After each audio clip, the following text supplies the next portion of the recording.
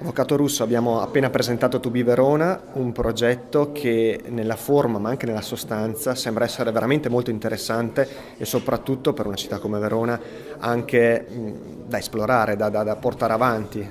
Sì, perché non c'è una consapevolezza dell'insieme di tutte le potenzialità che Verona può offrire e quindi questa visione dall'esterno attraverso il percepito di alcune nazioni importanti che hanno un flusso turistico rilevante verso la città consente di capire quali sono le potenzialità inespresse e quello su cui la città può puntare in termini di eccellenza e di innovazione. Lei in prima persona si sta spendendo molto per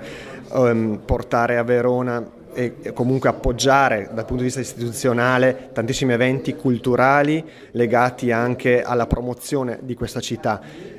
Cosa manca effettivamente ancora per far sì che Verona faccia quel salto di qualità, forse a livello internazionale, no? Di cui si parla anche in questo progetto di Assimp?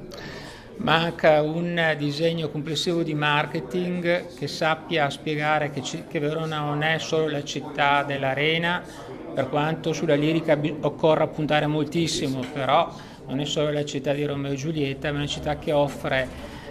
tantissima storia, che offre delle possibilità di approfondimento culturale e artistico straordinario.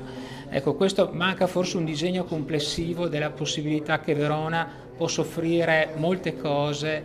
e la possibilità di permanere ben più a lungo del giorno e mezzo che è l'attuale media di permanenza del turista che veramente che Verona non merita, perché Verona merita ben di più.